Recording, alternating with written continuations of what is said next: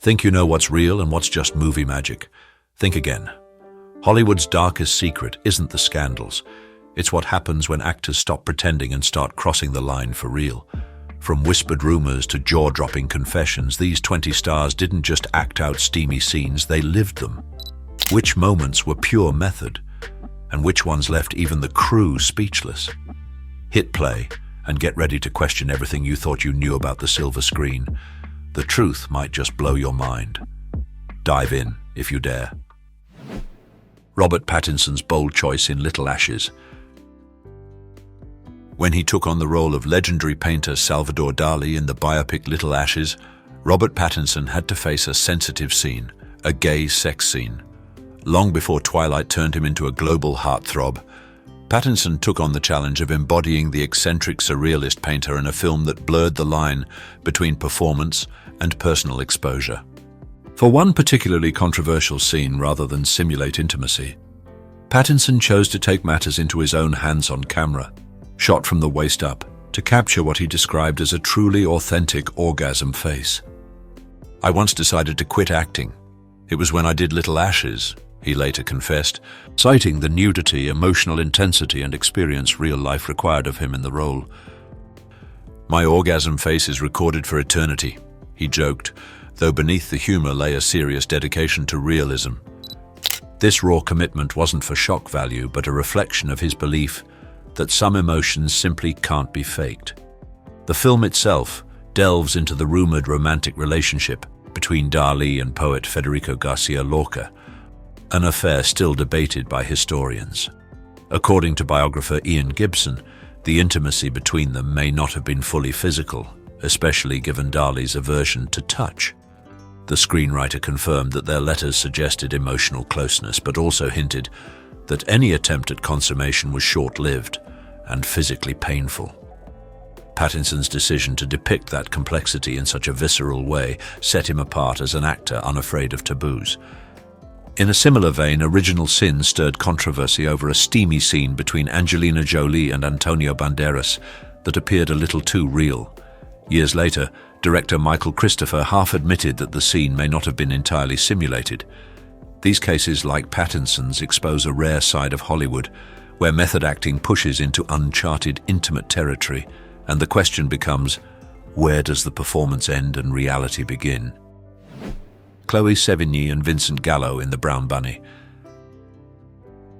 The 2003 film The Brown Bunny ignited controversy due to a scene involving Chloë Sevigny and Vincent Gallo.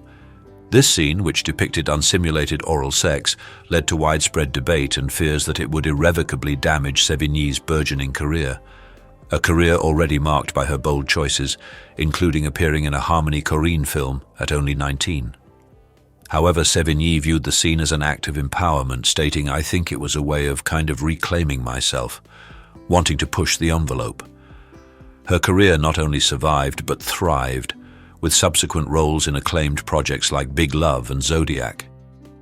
The film, a poignant exploration of a motorcycle racer's internal struggles, featured the controversial scene as a pivotal element. Sevigny staunchly defended the film's artistic merit, saying, "When you see the film, it makes more sense. It's an art film, it should be playing in museums." Gallo, who wore multiple hats as both director and actor, added a touch of dark humor to the situation by reportedly consuming pineapple juice before filming the scene, quipping that it makes everything taste better. Despite the initial backlash, the film and Sevigny's performance eventually garnered praise from renowned film critic Roger Ebert. Ebert lauded the film's innovative approach and the way its editing enhanced its deeper meaning.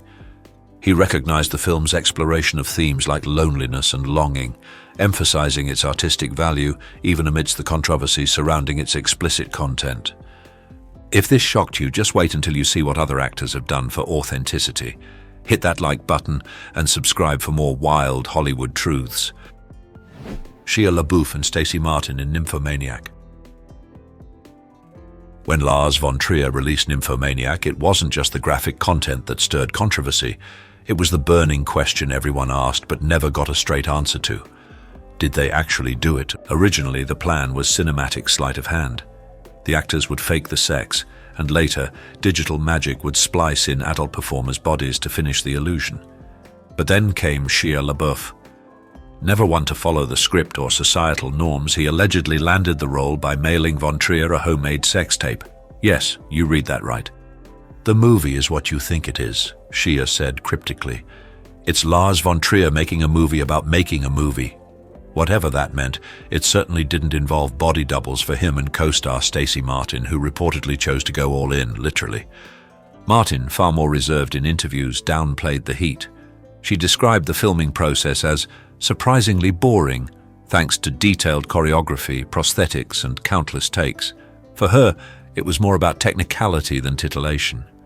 Still, the final product was so realistic that even seasoned critics couldn't tell where acting ended and actual intimacy began.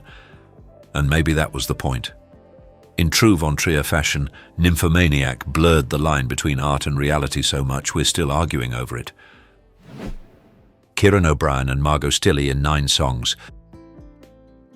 The 2004 film 9 Songs stirred significant controversy due to its explicit, unsimulated sex scenes featuring Kieran O'Brien and Margo Stilley, an unprecedented event in cinematic history. Directed by Michael Winterbottom, known for his unflinching approach to storytelling, the film portrayed a passionate relationship with graphic depictions of intimacy. Interestingly, O'Brien initially auditioned for a smaller role but impressed Winterbottom enough to land the lead. Both O'Brien and Stilley confirmed that the sexual acts depicted were real, a revelation that sparked heated debate among film professionals and the general public. O'Brien staunchly defended the film's artistic merit, stating, "Honestly, I don't know what all the fuss is about. It's a film about 2 people in a monogamous relationship, having sex as you'd kind of hope that everyone does." His perspective highlights the intention to portray a genuine and relatable portrayal of intimacy rather than resorting to sensationalism. Stilley, who had no prior acting experience, echoed this sentiment, asserting, "It was a film about love and sex. It wasn't porn. I mean, I had sex with my boyfriend last night, and that wasn't porn. It was just hot sex." This distinction was crucial in addressing critics who dismissed the film as mere pornography. The graphic nature of 9 Songs drew considerable criticism, including from individuals like politician Anne Widdecombe, who believed it inappropriate for mainstream cinema. O'Brien remained unfazed, stating, "If you don't want to be offended, don't watch it." The film's frank portrayal of sexuality was groundbreaking for its time, challenging conventional boundaries and sparking discussions about the representation of sex on screen. The film's legacy continues to be debated, with some viewing it as a bold exploration of intimacy and others as a gratuitous display of explicit content. The Notorious B.I.G in the song Ready to Die. Biggie Small's debut album, Ready to Die, dropped in 1994, becoming a hip-hop cornerstone and a fearless exploration of the rapper's personal journey. One of the album's most audacious moments is a provocative interlude. Did it capture the actual sounds of Biggie receiving oral sex? The debate rages on. This controversial inclusion blurs the boundary between real life and artistic expression, revealing Biggie's willingness to push boundaries and challenge societal norms. Remember, this was the same rapper who confidently freestyled at age 17 on the streets of Brooklyn, attracting the attention that launched his career. This interlude's intimate sounds are open to multiple interpretations. Some hear a raw portrayal of sexual intimacy. Others perceive a bold statement on masculinity and vulnerability, echoing the album's recurring theme, "I'm Ready to Die," a reflection of Biggie's complex relationship with life and death. Critics note that this audacious move forges a powerful connection with listeners, prompting them to contemplate where authenticity ends and artistic license begins. Anna Paquin and Stephen Moyer's Real and Real Romance in True Blood. Anna Paquin and Stephen Moyer, the stars of HBO's hit vampire drama True Blood, 2008 to 2014, brought their characters Sookie Stackhouse and Bill Compton to life with a unique twist. They were a real-life couple throughout the show's run. The series was known for its steamy scenes, particularly those featuring Paquin's character entangled with various supernatural beings. One scene in the final season, featuring a passionate encounter between Suki and the werewolf Alcide, played by Joe Manganiello, who later married Sofia Vergara in a lavish ceremony, sparked considerable speculation. Rumors flew that the on-screen chemistry between Paquin and Manganiello extended beyond acting, even suggesting that Paquin and Moya, who wed in 2010, might have engaged in actual sexual activity during filming. Paquin addressed the gossip, hinting that the bar for awkward is set terribly high in our household when it came to intimate scenes, especially with Moya directing. However, neither she nor Moya explicitly confirmed or denied the rumors about that particular scene. Moya, who directed several True Blood episodes, including the one with Suki and Alcide's encounter, recalled giving his actors the space to fully inhabit their roles, encouraging them to go for it for the sake of authenticity. He jokingly mentioned the casual nature of conversations with his wife about their on-screen love scenes, quipping, "Hi, honey, who are you making love to on camera today?" Did they or didn't they? Rate your belief in the rumors on a scale of 0-5, with 0 being highly unlikely and 5 being almost certain. Share your thoughts and comment below. Christine DeBell and Alan Novak in Alice in Wonderland. The 1976 film Alice in Wonderland, an X-rated musical fantasy directed by Bud Townsend, pushed the boundaries of on-screen sexuality with Christine DeBell and Alan Novak engaging in explicit acts unheard of in mainstream cinema. This film gained notoriety for its real, unsimulated sex scenes, a bold choice that set it apart from the typical adult films of the era. Specifically, DeBell's role involved an actual act of oral sex performed on Novak, a revelation that shocked many viewers and critics.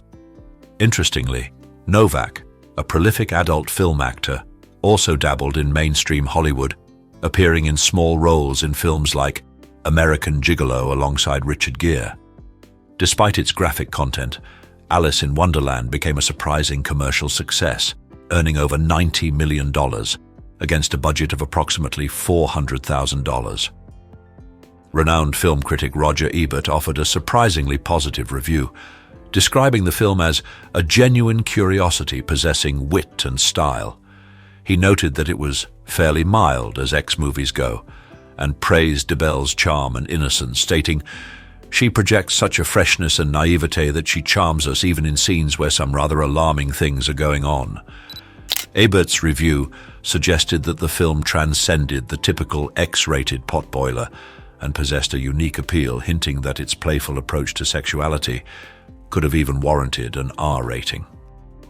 In later interviews, DeBell revealed that many cast members, including herself, were initially unaware of the film's explicit nature. She had believed she was auditioning for a family-friendly adaptation of Lewis Carroll's classic tale, only to be surprised and apprehensive upon discovering the true nature of the project once on set. This initial deception added another layer of controversy to an already boundary-pushing film. Sienna Miller and Hayden Christensen in Factory Girl. The on-screen chemistry between Sienna Miller and Hayden Christensen in Factory Girl ignited a firestorm of speculation, particularly surrounding the film's intimate scenes. Known for its raw portrayal of sexual encounters, rumors swirled that the pair went beyond acting during filming, engaging in actual intercourse. Miller vehemently denied these claims, attributing the realism to their strong acting skills and the magic of cinema. "We didn't actually have sex, it was just acting," she stated firmly, emphasizing that their convincing performance was a testament to their talent, not real-life intimacy. Interestingly, Miller's dedication to embodying Edie Sedgwick, a muse for Andy Warhol, went beyond the physical. She even spent time living in Sedgwick's old apartment to immerse herself in the role, showcasing a commitment to method acting that extended beyond the controversial scenes. The film, which faced challenges during its production and release, became subject to a particularly explicit scene between Miller and Christensen that further fueled the gossip mill. Some whispered that the rumors were intentionally planted to generate buzz. One insider claimed, "This particular story was leaked by people in Hayden's camp who are trying to counter those rampant gay rumors," suggesting that the narrative was orchestrated to manage public image rather than reflecting reality. Fionnula Flanagan and Chris O'Neill in James Joyce's Women. The 1985 film James Joyce's Women features powerful performances from Fionnula Flanagan, known for her later role as a matriarch in Lost, and Chris O'Neill, who later gained recognition for his stage work. The film, adapted from the works of the celebrated Irish author, provides a glimpse into the lives of women often ignored in both 19th century Irish society and literary narratives. Flanagan, embodying the spirit of Joyce's complex female characters, portrays a passionate and resilient woman. O'Neill's performance adds depth to the story by showcasing a nuanced depiction of male vulnerability, a departure from the stereotypical portrayals of the time. The film stirred controversy due to its commitment to realism, particularly in a pivotal scene involving Flanagan and O'Neill engaging in actual unsimulated intercourse. This bold decision aimed to reflect the raw, unfiltered emotions prevalent in Joyce's writing. Flanagan has spoken about the significance of this choice. "We wanted to bring a sense of reality to the characters. It was about truth, not just titillation." This dedication to authenticity, while controversial, underscores the film's ambition to capture the essence of Joyce's profound exploration of human relationships. Halle Berry and Billy Bob Thornton in Monsters Ball. The movie Monsters Ball tells a heartbreaking love story between Letitia Musgrove, played by Halle Berry, and Hank Grotowski, portrayed by Billy Bob Thornton. Their relationship unfolds against a backdrop of raw and intense intimacy, featuring explicit scenes that push the boundaries of traditional cinema. These scenes, combined with the actors' deep commitment to their roles, sparked rumors that Berry and Thornton might have actually engaged in intercourse on set, rather than simply simulating it. Interestingly, Thornton's dedication to realism extended beyond the bedroom. Known for keeping unusual mementos, he reportedly owns the teeth of his ex-wife Angelina Jolie. In a 2001 interview with the New York Times, Berry revealed her condition for participating in the Monsters Ball sex scene. "I would only do it if Billy Bob agreed to be as naked as I was." This mutual vulnerability resulted in a scene where both actors were incredibly exposed, leaving a profound impact on viewers. To date, neither Berry nor Thornton have directly addressed the speculation, adding to the mystique surrounding the film. During an appearance on Sway's Universe, Thornton alluded to the scene, saying, "She's a great talent and a beautiful woman, and I might have been a little bit nervous beforehand, but once we got into it, it was essentially ad-libbed. I mean, there was some dialogue for that scene in the script, but we kind of just winged it, you know?" Gaspar Noé returned with Love. After a 5-year silence, provocateur Gaspar Noé returned with Love, a film that promised to rewrite the rules of cinematic intimacy, and instead split audiences straight down the middle. Billed as an erotic drama, Love pushed boundaries not just narratively but visually, thanks to its unapologetically explicit scenes shot in full 3D. Yes, real bodily fluids, unfiltered sex, and emotional chaos, all rendered in a format typically reserved for Marvel blockbusters. The story, while present, plays second fiddle to the physicality. Carl Glusman stars as Murphy, a film student entangled in a turbulent, soul-consuming relationship with Electra, played by Aomi Moyok. Their chemistry is undeniable until it implodes. A one-night stand with another woman, Omi, Clara Kristin, leads to an unplanned pregnancy and the devastating unraveling of everything Murphy thought love was supposed to be. Nearly half the movie is spent in bed, but this isn't stylized, slow-motion Hollywood seduction. Noé keeps the camera rolling through long, unsimulated takes, graphic to the point of discomfort, forcing the audience to confront sex not as titillation but as raw emotional language. Fans and critics expected Noé, fresh off the acclaim of his earlier works, to once again push boundaries and redefine cinematic artistry. Instead, Love left many questioning if pushing boundaries for shock value truly adds to the art or simply distracts from it. Noé defended his vision, insisting he wanted to explore the mysteries of human connection up close, yet, for many, that message got lost in the spectacle. For all its controversy, Love didn't quite transform the industry as some predicted. Sometimes love just refuses to be tamed, on screen or off. By the way, if you're confusing this with the Netflix romantic comedy Love, produced by Judd Apatow with Paul Rust and Gillian Jacobs, well, don't. Both are about love, but in very different ways. Gaspar Noé himself promises that this film will make guys hard and girls cry, a statement that will surely haunt anyone who steps into the theatre. Marlon Brando in Last Tango. When Last Tango in Paris hit theatres in 1972, it sent shockwaves through the film world like few movies before or since. The pairing was electric. Marlon Brando, then 48 and already a screen legend oozing raw, aggressive charisma, opposite Maria Schneider, a 19-year-old French newcomer whose life would never be the same. What unfolded on screen wasn't just a story of forbidden passion between an older man and a much younger woman. It was a cinematic Molotov cocktail notorious for its explicit, unfiltered sex scenes that blurred the lines between performance and reality. From the moment of release, the film was branded as obscene, swiftly banned in numerous countries, including large swathes of Britain. Yet, the more censors tried to bury it, the more the world became obsessed. The controversy drew in millions, but for Maria Schneider, the price of fame proved devastating. Swept up in a whirlwind of press, rumors, and relentless speculation, she spiraled, romantic scandals, battles with addiction, even suicide attempts until she faded from the public eye. But the mystery didn't end there. For decades, cinephiles and critics alike whispered, were the notorious sex scenes real? Did art cross an irreversible line into reality? It wasn't until 35 years later, after Marlon Brando had died, that Schneider finally broke her silence. Her confession stunned even hardened film buffs.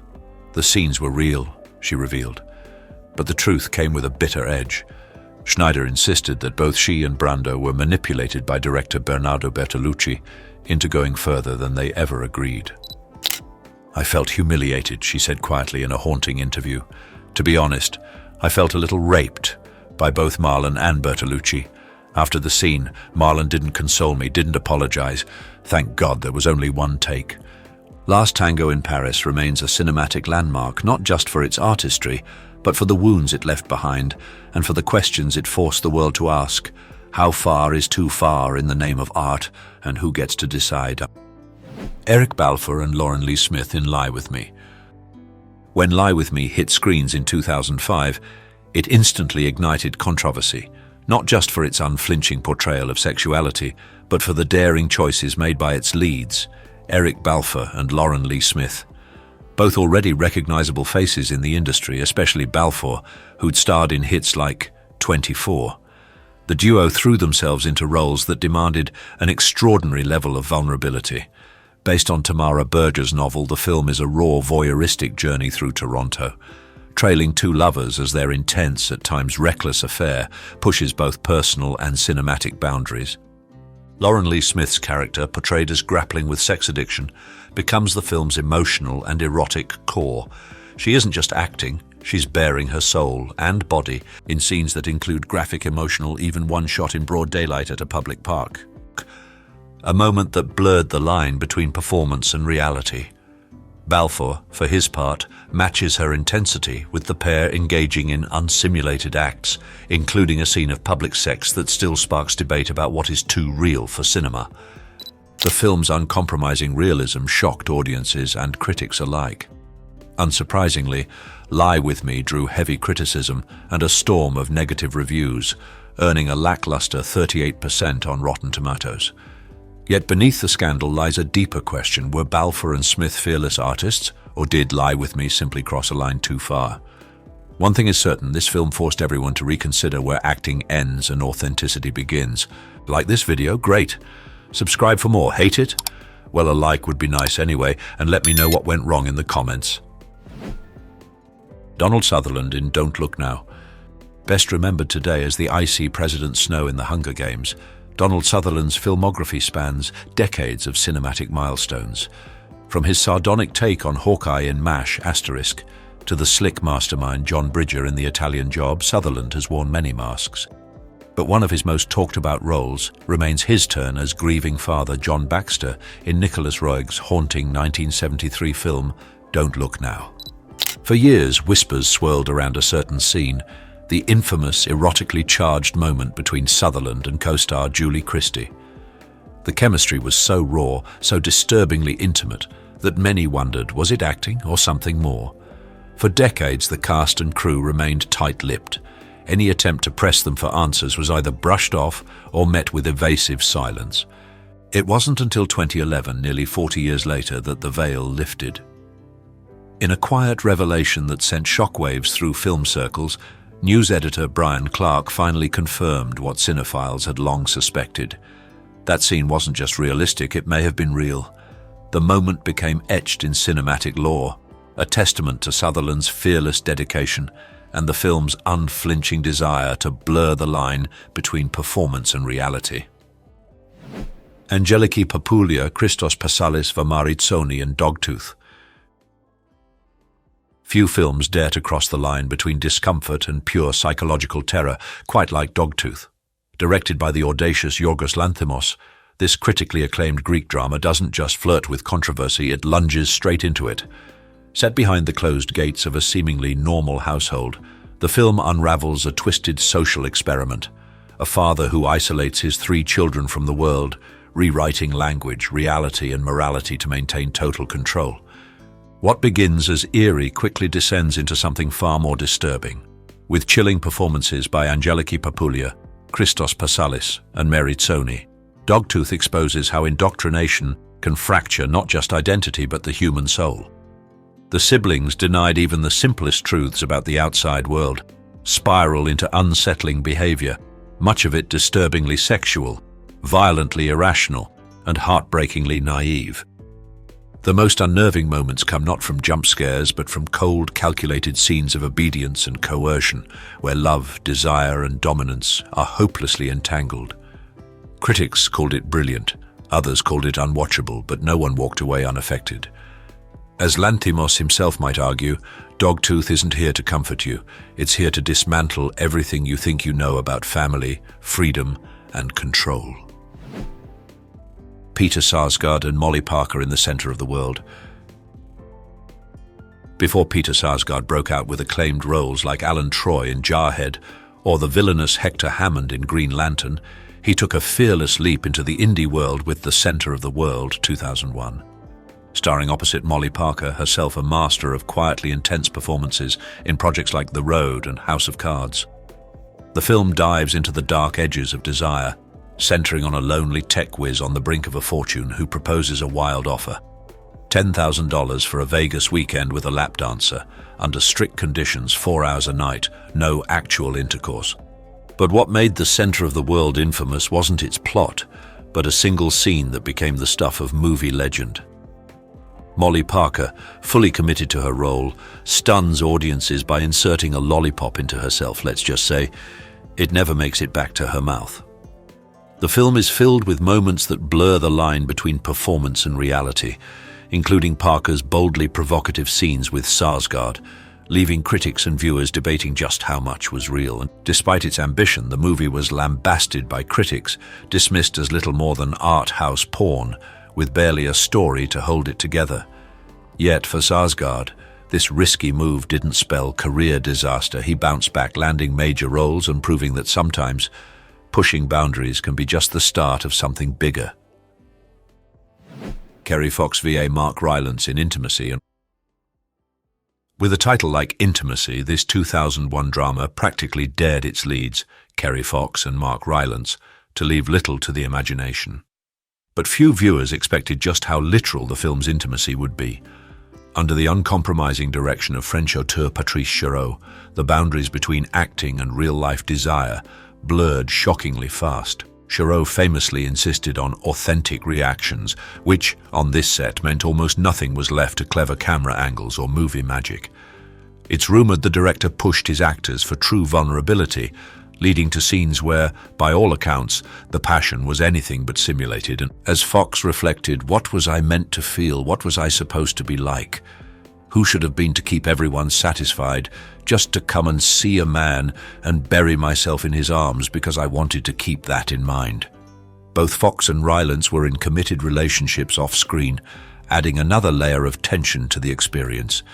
Years later, Rylanc admitted his discomfort with just how far the scenes went, but the result is a film that captures a raw, almost uncomfortable honesty, one that still sparks debate among cinephiles and critics alike. Beau's fidelity supports faithfulness, the whole works. Why should you miss out on all that you'd have been the first woman who ever had? In the end, intimacy stands as a testament to just how thin the line between performance and reality can become, and how a director's vision can change everything you thought you knew about acting. Angelina Jolie and Antonio Banderas in Original Sin. When it came time to film the infamous love scene in Original Sin, Angelina Jolie and Antonio Banderas stunned the crew with an unexpected condition. They would only shoot it if they could go completely naked. This wasn't about comfort, it was about owning the moment, about control. Ironically, the script never demanded full nudity, but the stars insisted on pushing the envelope even further. The outcome? A scene so intense that the MPAA didn't just raise an eyebrow, they slammed the brakes. Not even the NC-17 cut could save it. That's why, if you've ever watched the scene and wondered why it flickers in and out like a dream you're not supposed to remember, now you know. Rumor has it, somewhere out there, maybe locked inside a studio vault, maybe quietly hidden away in someone's private collection, lies the uncut footage. A scene that straddles the line between cinema and something far more intimate. Call it art, call it scandal. Either way, you were never meant to see it. Edward Furlong. Edward Furlong was once Hollywood's golden kid. At just 13 years old, he shot to stardom playing John Connor in Terminator 2, Judgment Day, a film often hailed as one of the greatest action movies of all time. Sharing the screen with Arnold Schwarzenegger, Furlong became an overnight sensation. But despite appearances in powerful dramas like American History X and Little Odessa, his career slowly began to fade as he entered the 2000s. Behind the scenes, Furlong was spiraling, caught in a haze of non-stop partying that derailed both his career and personal life. He married in 2006, but by 2009, his wife filed for divorce and soon after a restraining order, accusing him of violent behavior while intoxicated. In 2010, he was busted for breaking that order, landing him 3 years of probation. But the troubles didn't stop. Between 2012 and 2013, Edward was arrested 4 times on battery-related charges for assaulting his then-girlfriend. In March 2013, it all caught up to him, and he was sentenced to behind bars. Today, Edward Furlong claims to be sober, rebuilding his life piece by piece, including getting a new set of teeth to replace the ones worn down by years of reckless living. But the shadow of what could have been still looms large over one of the most tragic child star stories in Hollywood history. Before we jump to the next fallen child star, I'm curious, what country are you watching from? Let me know in the comments below. Dana Plato.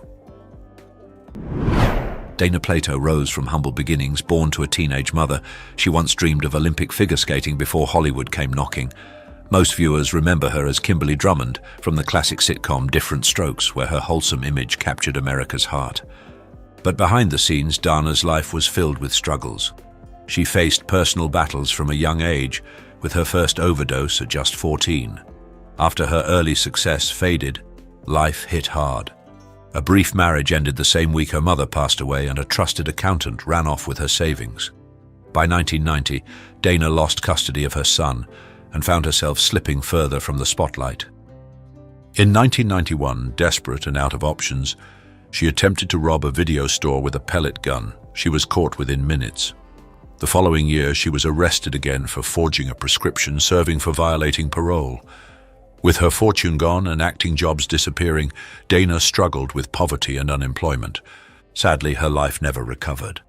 In 1999, Dana Plato died from an intentional overdose while visiting her fiancé's parents, leaving behind a tragic legacy as a child star whose fame turned to heartbreak and despair. Chris Brown. Chris Brown, once hailed as the future of R&B, experienced a meteoric rise to fame at just 16 with his debut single, Run It, topping the Billboard charts. His talent drew comparisons to Michael Jackson, and he quickly became a household name. However, his career has been marred by a series of legal issues and controversies that have overshadowed his musical achievements. In 2009, Brown's public image suffered a significant blow following a highly publicized domestic violence case involving singer Rihanna. He was sentenced to 5 years of probation and 180 days of community service. Recently, Brown's name surfaced during the ongoing legal proceedings involving music mogul Sean "Diddy" Combs. During testimony, Diddy's ex-girlfriend Cassie Ventura recounted an incident where Combs allegedly reacted with jealousy upon suspecting her of dancing with Brown, leading to a confrontation. While Brown was not accused of any wrongdoing in this context, the mention highlights the interconnected nature of the entertainment industry's personal and professional relationships. Furthermore, Brown has faced separate legal challenges, including a 2022 civil lawsuit alleging misconduct aboard a yacht owned by Diddy. Brown denied the allegations, and the case was dismissed due to lack of prosecution. Nevertheless, these incidents contribute to the complex narrative surrounding Brown's career and public persona. Ryan Grantham. Ryan Grantham now finds himself spending the rest of his days behind bars after being convicted of a shocking crime that stunned both Canada and Hollywood. The tragedy unfolded on March 31st, 2021. Grantham, who had been struggling with severe mental health issues for months, ended up shooting his own mother as she played the piano at home, a chilling act he later confessed to on video. After covering her body, he packed his car with firearms, ammunition, and homemade explosives, originally intending to assassinate the Canadian Prime Minister.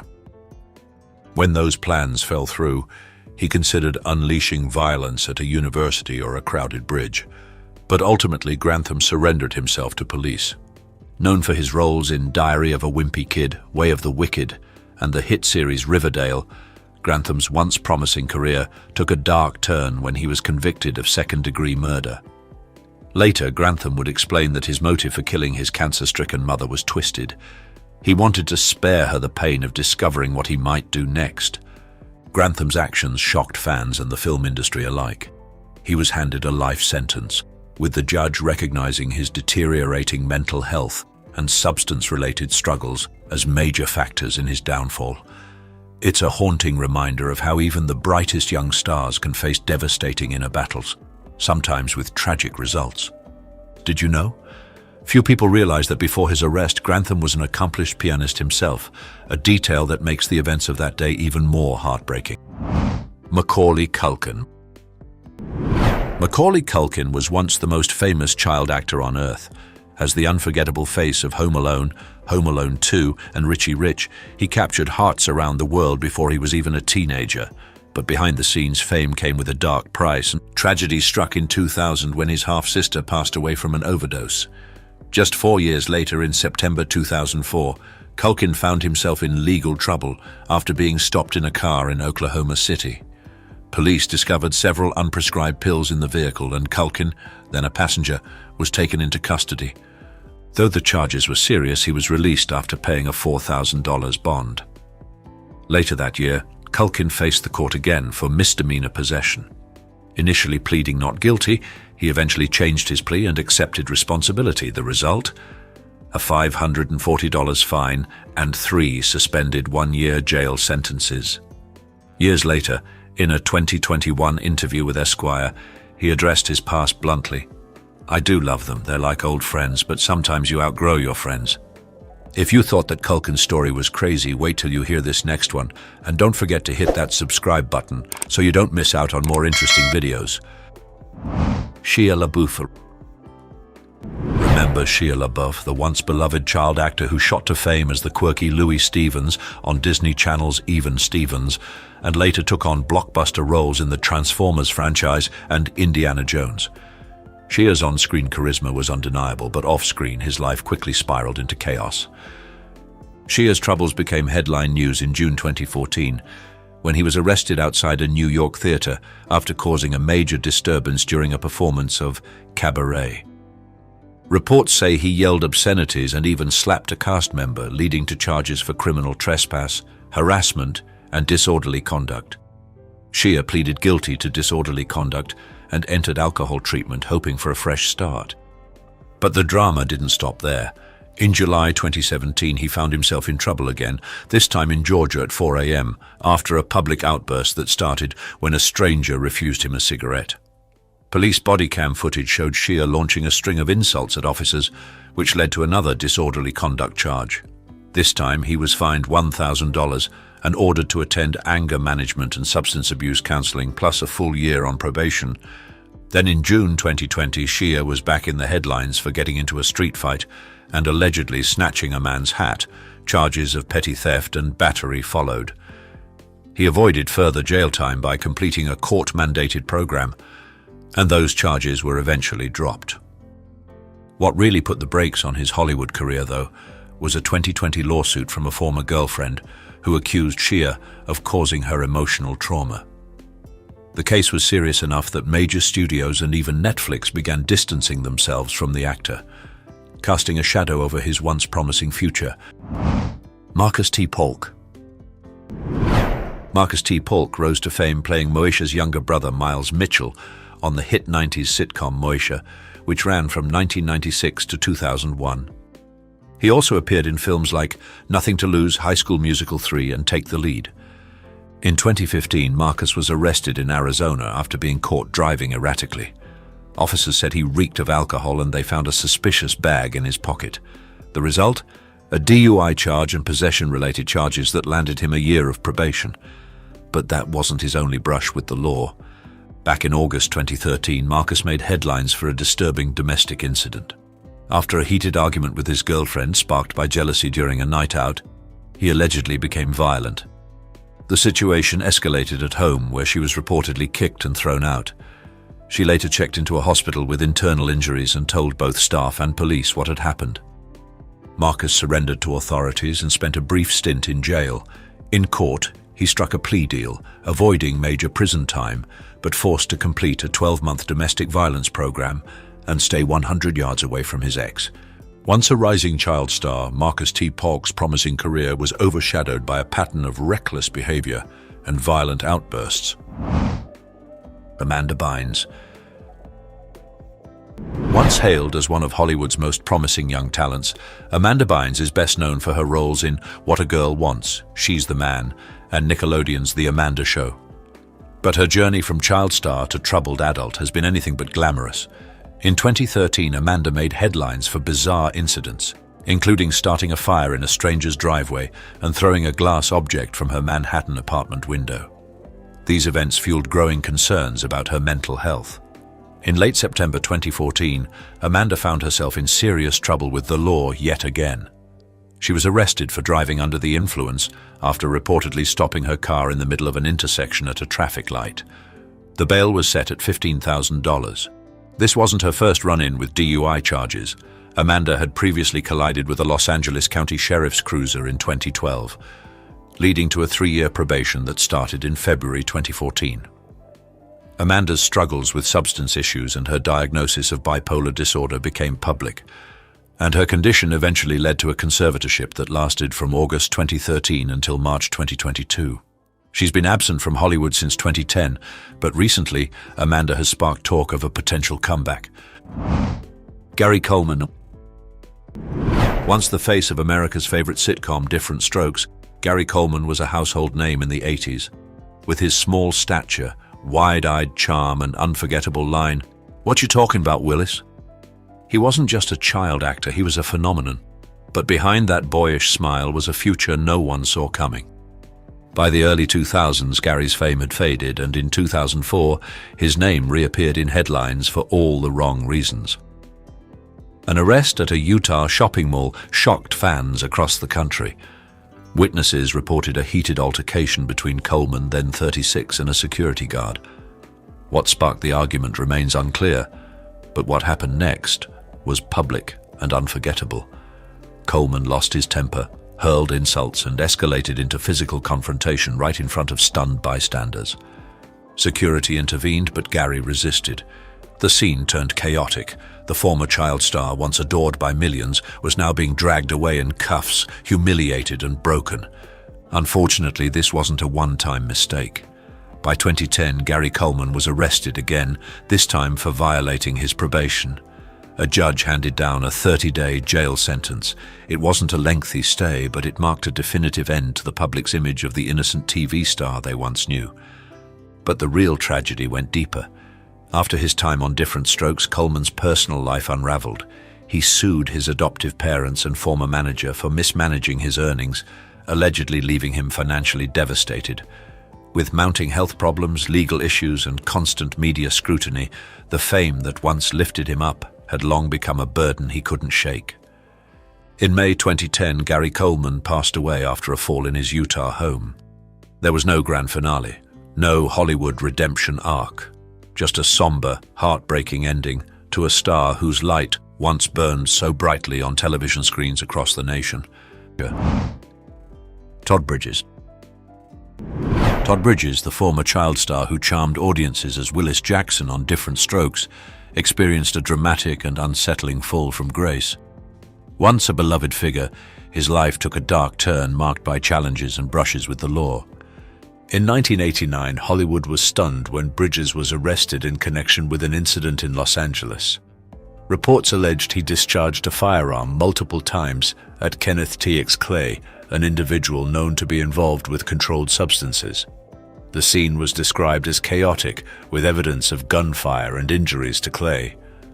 Bridges faced serious charges, including first-degree attempted assault and illegal weapon possession. The public struggled to reconcile the image of the cheerful Willis Jackson with the accusations leveled against him. The media delved into Bridges' past, revealing a struggle with substance use and risky associations. Facing the possibility of incarceration, Bridges maintained his innocence, claiming he was set up and a victim of his circumstances. Enter Johnny Cochran, the skilled attorney who later defended O.J. Simpson. Cochran took on Bridges' case and successfully shifted the narrative. Bridges was acquitted, but public perception remained skeptical. Despite avoiding prison, Bridges continued to grapple with his personal demons. In 1993, he was arrested again in an area known for illegal substance activities. Authorities found prohibited items and a weapon in his possession. This time, a lengthy prison sentence seemed inevitable. Todd later admitted in his memoir that he was in such a dark place during the arrest, he contemplated ending his life. Drake Bell. Drake Bell became a familiar face to millions as a child actor and musician, known for his starring role in Nickelodeon's hit show, Drake and Josh. Starting in the entertainment industry at just 5 years old, he quickly rose to fame as a teenage heartthrob. However, Bell's public image took a sharp downturn with a series of legal troubles. He was charged with driving under the influence in both 2010 and 2015, incidents that, shocking as they were, would soon be overshadowed by more serious accusations. In June 2021, Bell was arrested in Ohio on charges related to child endangerment and distributing inappropriate material to minors. The allegations painted a disturbing picture. Bell had developed an inappropriate relationship with a young fan he'd met when she was just a child, reportedly sending her explicit messages and persuading her to attend one of his concerts in December 2017. There, she claimed their interactions crossed the line.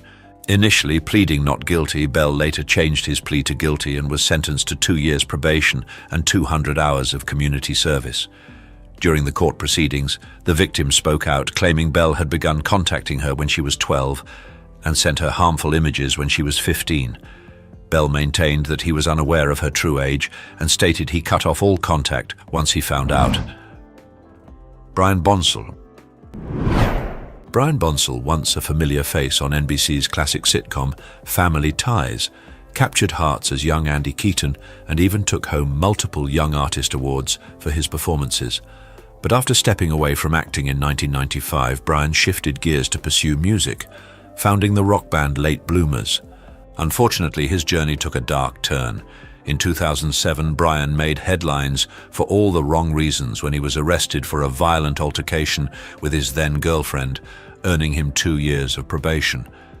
The troubles didn't stop there. By December 2009, he was back in court for assaulting his best friend with a broken stool, leading to another guilty plea for third-degree assault and a parole violation. His struggles continued. In early 2010, Bonsall was back in court for violating parole due to marijuana use. There, he opened up about his battles with mental health and addiction.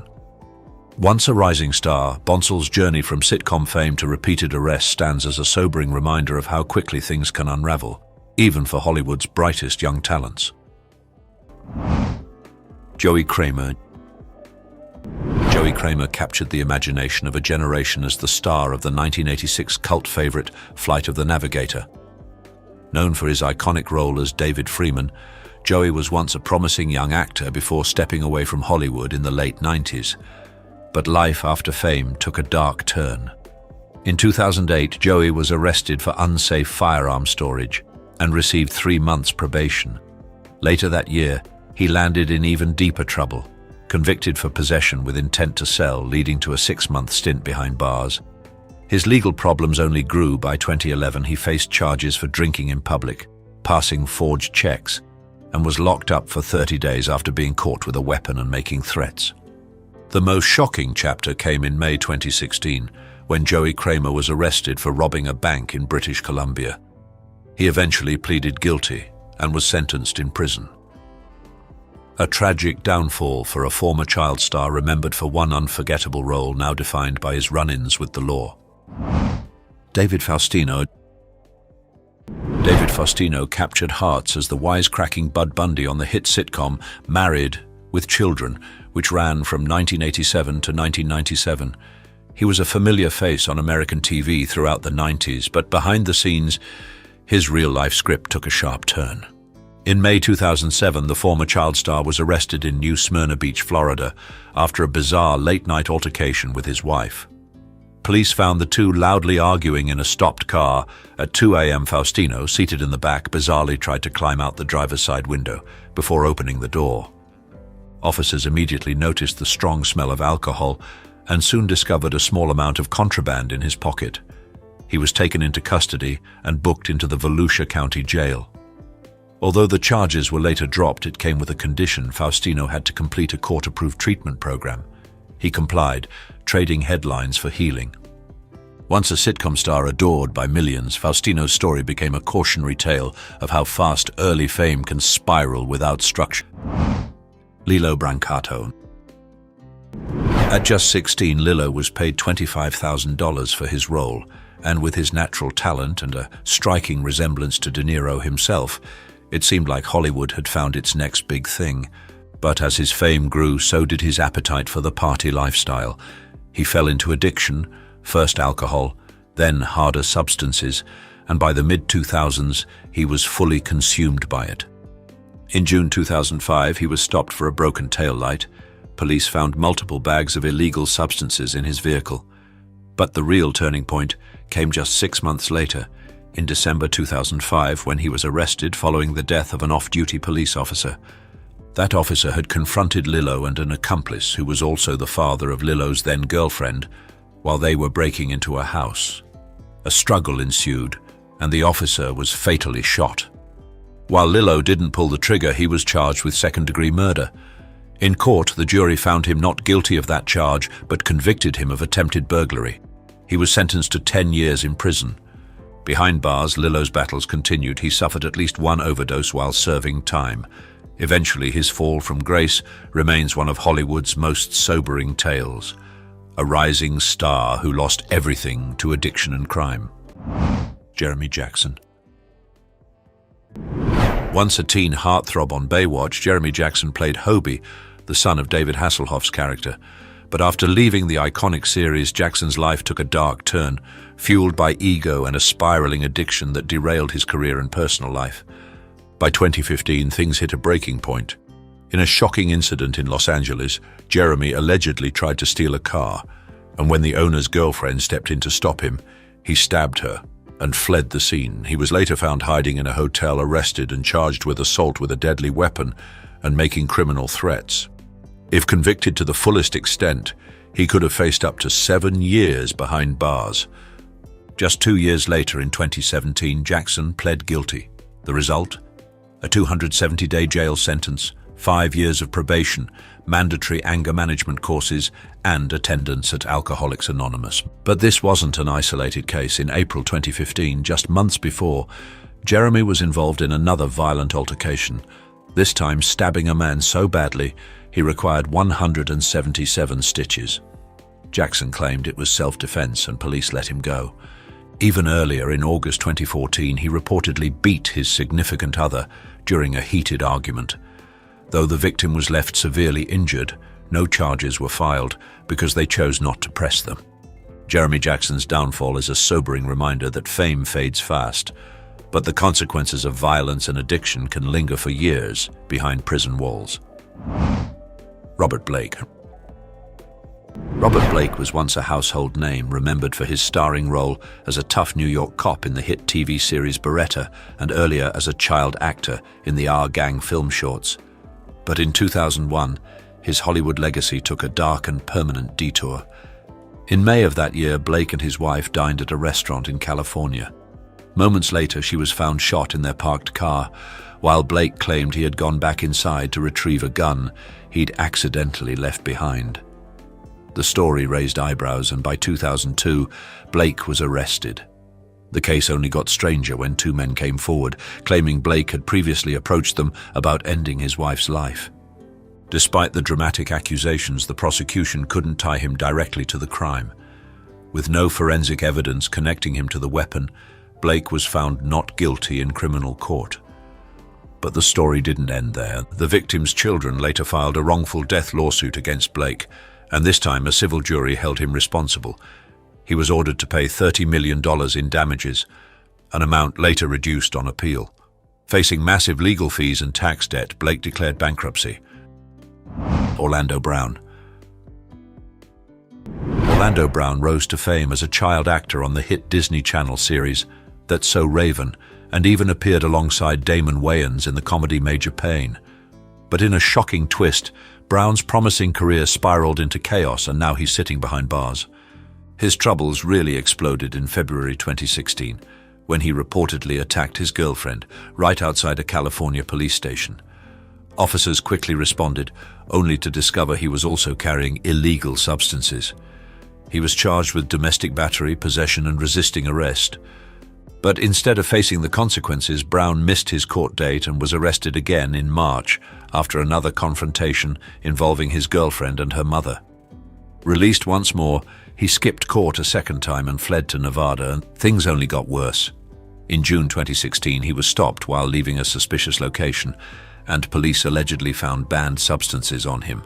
He was uncooperative, and the incident added yet another charge to his growing rap sheet. By September 2016, Brown had reportedly broken into a restaurant owned by a friend, tampering with the property's logs and prompting yet another arrest. His most recent arrest came in December 2022, when he was taken into custody in Ohio for allegedly threatening his brother with a broken knife and a hammer.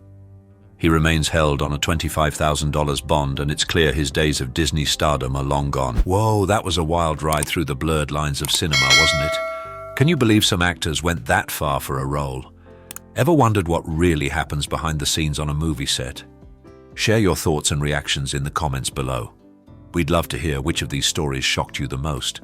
And hey, did you know some directors actually encourage their actors to push boundaries? Hit that subscribe button and ring the notification bell to explore even more mind-blowing secrets of the film industry with iconic insight. Let's unlock the mysteries together.